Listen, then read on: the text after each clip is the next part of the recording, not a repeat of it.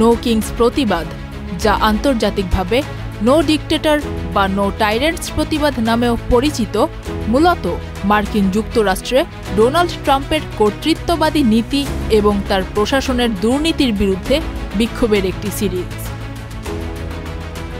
Trump বিরোধী এই বিক্ষোভের সূচনা মূলত যুক্তরাষ্ট্রের বাইরে, যেমন এর আগে লন্ডনে মার্কিন দূতাবাসের বাইরে কয়েকশো বিক্ষোভকারী জমায়েত হন, আর মাদ্রিদ এবং বার্সেলোনায় আরও কয়েকশো মানুষ বিক্ষোভ করেন। প্রেসিডেন্ট ডোনাল্ড ট্রাম্পের অভিবাসন, শিক্ষা ও নিরাপত্তা নীতির বিরুদ্ধে যুক্তরাষ্ট্রের বহু শহরে গত শনিবার নো কিংস শীর্ষক বিক্ষোভ সমাবেশ অনুষ্ঠিত হয়েছে।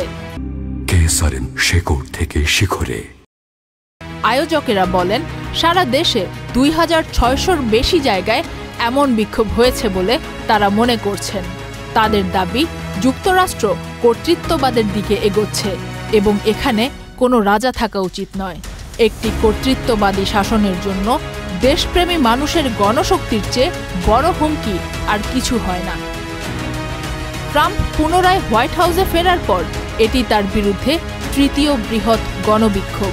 এবছর বসন্তে ট্রাম্পের সাবেক ঘনিষ্ঠ মিত্র ও ধনকুবের ইলন মাস্কের ব্যাপক কর্মী ছাঁটাইয়ের বিরুদ্ধে প্রতিবাদ জানাতে প্রথম যুক্তরাষ্ট্রে গণবিক্ষোভ হয়। এরপর গত জুনে ট্রাম্পের সামরিক প্যারেড আয়োজনের বিরুদ্ধে বিক্ষোভ হয়। সেবারও অনেক মানুষ বিক্ষোভে অংশ নিয়েছিলেন, তবে আয়োজকদের দাবি গত শনিবারের সমাবেশ আরও বড় হয়েছে। এই আন্দোলনগুলোর মাধ্যমে জনগণ স্পষ্ট করে তুলেছে যে আধুনিক গণতন্ত্রের নামে একনায়কতন্ত্র কিংবা কর্পোরেট স্বৈরতন্ত্র কোনোটিই গ্রহণযোগ্য নয়।